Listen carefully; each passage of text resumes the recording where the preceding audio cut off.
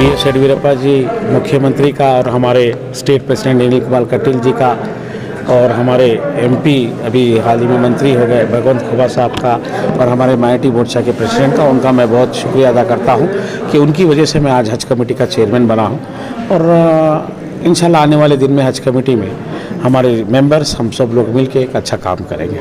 देखिए, यहाँ पे एक बात बता दूँ, मैं पिछले इस हज कमेटी के अंदर कांग्रेस के बड़े दिग्गज नेता लोग काम किए हैं। आपको जानते हैं मीडिया वाले कौन कौन ऐसे हस्तियां हैं जो हज कमेटी के सीट पे बैठ के काम किए। वो चाह रहे थे कि बीजेपी का मैं चेयरमैन ना बनूं, क्योंकि इलेक्शन हो चुका है पिछले जो 15 दिन पहले। हालांकि 15 दिन पहले मैं 7 वोट लिया, BM फारूक जी 5 वोट लिए, 2 वोट से मैं इलेक्ट हो गया और भी हमारे ही 2 वोट इनवैलिड हुए। तो लगभग हमारे 9 वोट थे, उनके 5 वोट थे। उसके बाद 2 वोट इनवैलिड होने के बाद भी मैं 2 वोट से जीता। जीतने के बावजूद भी वहाँ पे हमारे जो सेक्रेटरी माइनॉरिटी वेलफेयर के वो चुप अननेसेसरी बहुत ट्रबल किए। जैसा कि लॉ ओपिनियन के लिए लॉ डिपार्टमेंट को फाइल भेजाए, फिर वहाँ से ओपिनियन लिए, फिर वहाँ से लेके होम मिनिस्ट्रेशन भेजाए, वहाँ से ओपिनियन लिए, फिर उसके बावजूद भी मुझे हाई कोर्ट जाके लेना पड़ा। मैं हाई कोर्ट गया, हाई कोर्ट को उन्होंने ओपिनियन के लिए भेजाए, फिर वहाँ पे गवर्नमेंट एडवोकेट को मिले, वहाँ के जज लेके और सीधा लिखे कि आप इलेक्शन ऑफिसर ने इलेक्शन कॉन्टेस्ट किया था, इलेक्शन हुआ, उसमें आप 2 वोट की विक्ट्री है, ये आप विनिंग कैंडिडेट है, इमीडिएटली आप जाके चार्ज ले सकते। तो कल मुझे 11 साढ़े 11 के आसपास में मुझे सर्टिफिकेट मिला और नोटिफिकेशन कॉपी। उसके बाद मैंने चार्ज लिया कि अगले वाले जो अपोजिशन वाले हैं वो कुछ पैसे की मांडोली किए हैं बोल के। तो उसके बाद हमारे पूरे मेंबर्स को एक जगह रखा गया। फिर मेंबर्स को रखने के बाद में फिर सलाम साहब को जवाबदारी दी गई। तो अल्हम्दुलिल्लाह उसके बाद पार्टी हाईकमान नील कुमार कटील हमारे स्टेट प्रेसिडेंट खुद उन्होंने मेरा नाम डिक्लेयर किया। हम पार्टी की तरफ से, केंद्र JP नड्डा जी की तरफ से, येडियुरप्पा जी की तरफ से, पूर्व की तरफ से नाम इस पार्टी के तरफ से चेयरमैन का नाम रऊफुद्दीन कचेरी वाले का आदरणीय नील कुमार कटील स्टेट प्रेसिडेंट उन्होंने नाम डिक्लेयर किया। सर, मैं एक सादा सीधा कार्यकर्ता हूँ। मैं कोई ना मुझे आज तक ना पुलिस स्टेशन मालूम, ना कोई FR का भी मालूम। मैं बिल्कुल जो है सादी, आप लोग जानते हैं मैं बिल्कुल सादगी से काम करने वाला। ये पता नहीं हमारे फारूक साहब हो या हमारे और किसी का नाम तो मैं नहीं बोलूँगा, ये तो जानते हैं सब लोग। ये मैं हमारे सेक्रेटरी साहब जो है माइनॉरिटी वेलफेयर के, उनका नाम है उन्होंने जो है उनकी वजह से उस चीज़ पे काम कि हम लोग पहले जिस टाइम हज भवन का फर्स्ट ग्रांट दिया गया उस टाइम में हज कमेटी का मेंबर था। तो हम लोग ने पहला हमारा जो कैंप हुआ था वो खुद्दूस साहब की ईदगाह में हुआ था।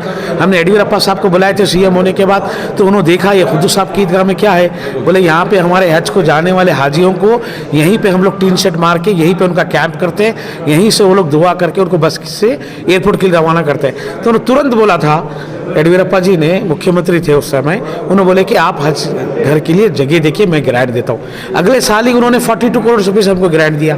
फिर हम लोग इसका फाउंडेशन डालते हुए फिर सदानंद गौड़ा जी दिए, फिर जगदीश शेट्टर दिए।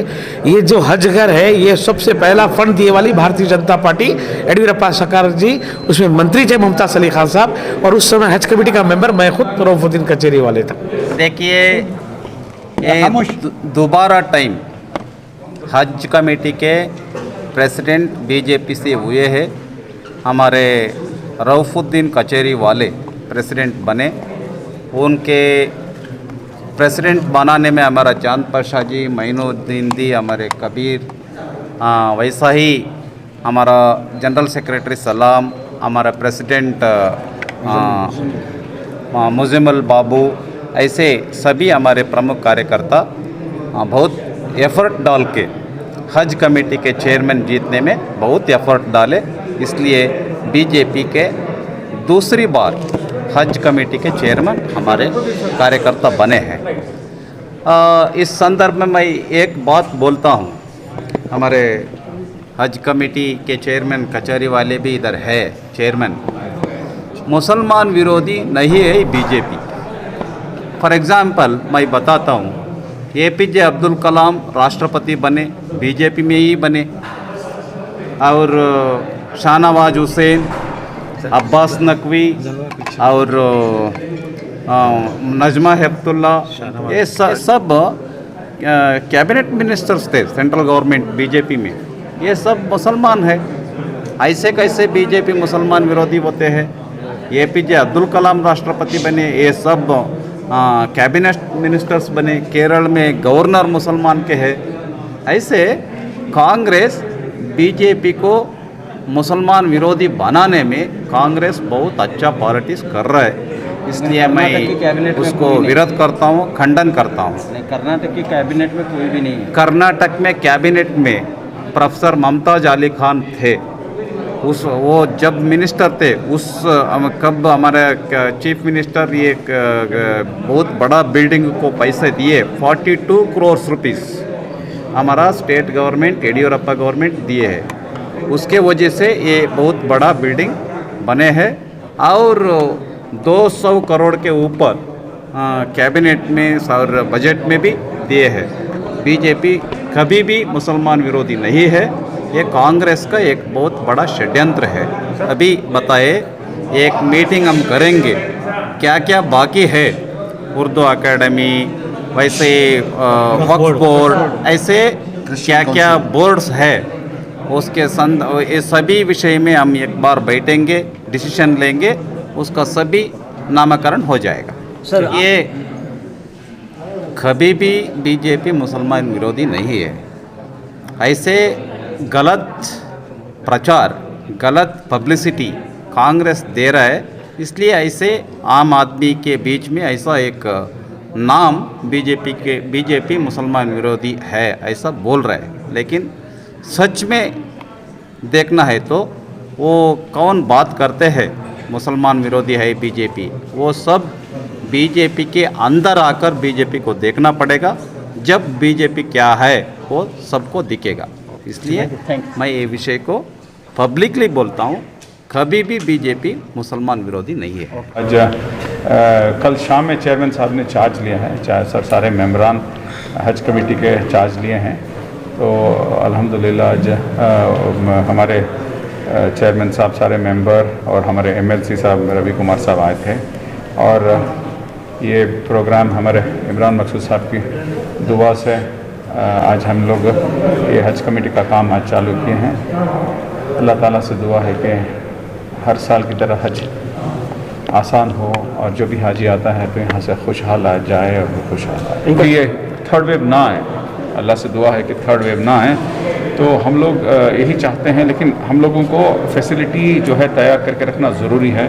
तो बेंगलोर का सबसे बड़ा Covid care centre Haj Bhavan है, तो और हज के अरकान अदा करने और उम्रे के अरकान अदा करने के लिए मौका अता फरमाएगा। मैं तमाम कमेटी के मेंबरान से भी ये गुजारिश करना चाहूँगा कि अल्लाह ने आपको एक मौका दिया है। हमने कहा कि पार्टी वो जीतने से पहले है, पार्टी का नाम जो है जीतने से पहले है। जैसे ही आपको कोई ओहदा मिलता है तो आपको अब एक खिदमत गुजार समझकर खिदमत करना चाहिए, अब वहाँ पार्टी का कोई नाम ना आना चाहिए। मैं उम्मीद करता हूँ कि हमारे जितने भी अरकान हैं तो वो एक खिदमत खल्क का जज्बा रखते हुए अल्लाह रब्बे ज़ुल जलाल के इन मेहमानों की खूब खिदमत करेंगे। ये सिर्फ हाजियों ही का ही सेंटर नहीं, बल्कि अब सरफराज साहब ने कहा कि कोविड सेंटर भी बनाया गया है। ऐसे बहुत सारे काम यहाँ से अंजाम दिए जा सकते हैं, और पढ़ने वाले तलबा के लिए यहाँ क़ियाम करा के यहाँ कोचिंग सेंटर बनाए जा सकते हैं। बहुत सारे IAS कोचिंग हो या KS हो, तो सारे कोचिंग सेंटर्स यहाँ बनाकर साल भर इसको इस्तेमाल में लाया जा सकता है। मैं उम्मीद करता हूँ कि ये नई जो कमेटी तश्कील पाई है इन सारे कामों की तरफ तवज्जो देकर कौम को यहाँ फ़ायदा उठाने का एक मौका फराहम करेगी। बिस्मिल्लाहिर्रहमानिर्रहीम। ये अल्लाह का शुक्र है कि अल्लाह ताला, वैसे तो अल्हम्दुलिल्लाह 1996 से हाजियों में खिदमत का मौका मुझे भी दिया है, अल्लाह लगातार मौका दिया है। और चेयरमैन माशाअल्लाह बदलते रहे हैं हर उनकी 3 साल की मुद्दत के बाद। अब भी जो चेयरमैन आए हैं ये भी माशाअल्लाह अच्छी मेहनत करने वाले और ख़ुद बताए। और मैंने जब मुझसे कहा गया कि कुछ बोलो तो मैंने यूँ कहा कि खिदमत से खुदा मिलता है। और फिर ये भी कहा मैंने हज़रत सादी अली रहमा का कौल, मिन्नत मनाह की खिदमत सुल्तान हमी कुनी, मिन्नत शनास अज़्व की खिदमत बिदाश्तत। ए वज़ीर, तो बादशाह पर एहसान मत जतला कि मैं बादशाह का वज़ीर हूँ, बल्कि बादशाह का एहसान मान कि उसने तुझे वजारत के लिए रखा है। वो चाहता तो तुझे छोड़ किसी और को रख लेता। इसलिए हमें जो खिदमत का जो मौका अल्लाह दे रहा है, इस खिदमत के मौके को हम गनीमत समझें। एक फाहिशा औरत जो है वो कुत्ते की खिदमत की, कुत्ता प्यासा तड़प रहा था, पानी पिलाई, अल्लाह उसकी मगफिरत कर दिया। और एक जो है औरत जो नमाजी थी, इबादत गुजार थी, लेकिन बिल्ली को तड़पा के मारी, जिसकी वजह से अल्लाह उसे क़यामत तक अजाब देता रहेगा। बिल्ली उसे क़यामत तक नोचती रहेगी, ये अजाब है। तो बहरहाल आप हजरात भी जो खिदमत अंजाम दे रहे हैं, अल्लाह ताला आपकी खिदमत को कबूल फरमा कर अल्लाह ताला जो है और तरक्की अता फरमाए, इखलास की दौलत से मालामाल। अल्लाह का लाख लाख शुक्र है। आज हमें चेयरमैन साहब को, हमारे रऊफ़ुद्दीन कचहरी वाले साहब को आज चार्ज लिए, हमें बेहद खुशी है। जो भी हो, हमारे पार्टी से जो तय किया था वो पूरा हुआ, और हमारी पार्टी छोड़कर दूसरी पार्टी वालों ने बहुत कोशिश की थी कि हमारी पार्टी वालों को बनने नहीं देंगे करके बोल के, अल्लाह उसको नाकामयाब कर दिया और हमें अल्लाह कामयाब करा। अल्लाह का लाख लाख शुक्र है। जैसी खिदमत कर रहे थे उससे अच्छा करेंगे करके बोल के एक उम्मीद है। इंशाअल्लाह इस कोरोना से मुफ्त हो जाए, कोरोना ख़त्म हो जाए, इंशाअल्लाह अगली बार हमारा हज शुरू हो जाए।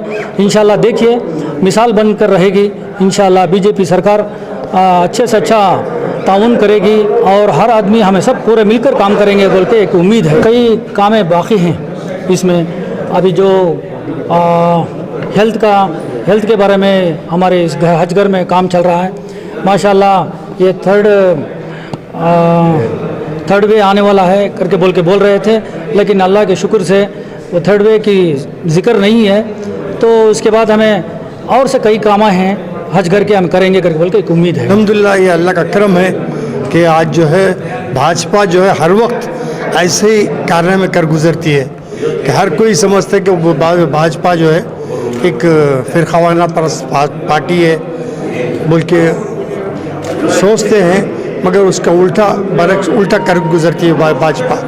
देखिए इतने रोड़े अटकाने के बावजूद भी अल्लाह ताला का करम है कि भाजपा के और जो इत्तेफाक की वजह से, मुत्तफिक होने की वजह से, अरकान के पूरे और हमारे जो मुंतखब सदर के वजह से जो है आज ये तकमील पर पहुंचा है एक काम। और इनको रऊफ़ुद्दीन कचहरी वाले को सदारत का मौका मिला है कि भी इंशाअल्लाह उम्मीद करते हैं कि सारे अरकान इनके ताउन करते हुए ये इदारे को जो है सर अंजाम दें और अच्छे से अच्छा खिदमत का मौका दें और एक मिसाल बनकर पेश आएँ। और भाजपा जो है बार बार मैं यही रिपीट करता हूँ कि ये फिरकावाना पार्टी नहीं है। तो जो है भाजपा जो है मुसलमानों के हक़ में है, कई मिसाल दे चुके हैं। देखिए सिकंदर बख्त को ले लीजिए, भाजपा से हैं।